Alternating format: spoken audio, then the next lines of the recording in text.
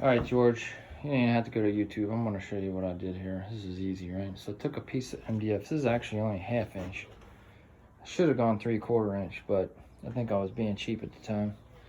But as you can see, it's about 4 or 5 foot board. Depends on how big your table is. As you can see, I have it clamped down with my hold down, or you can use a clamp just to kind of hold it in place. And then it's just sitting on my Harbor Freight table. All right, but what you do right here is you take the bottom of your router and make sure you figure out where the screw holes are. You drill some, can't see, I got sawdust, but countersink holes right here. And then you can put screws in here. Put the screws down into the countersink hole with your Forster bit, and then it'll hold the base. So the base is always there. It's permanently attached to the board. And I just clamp it in, unclamp the actual router itself, and I use this to adjust it up and down.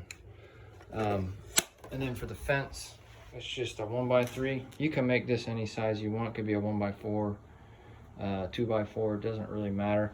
I just use a 1x3 because it was quick. That's what I had. And you just put a bolt and a nut. I think I put a washer in there too so it turned better.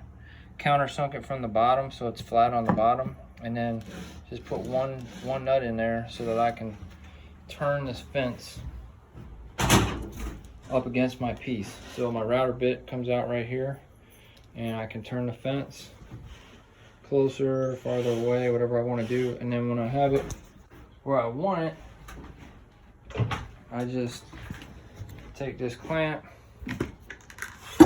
Show you, I'm bumping around the camera. I clamp this motherfucker down, and that bitch ain't going nowhere. And then you take your piece. Let's say this a scrap piece.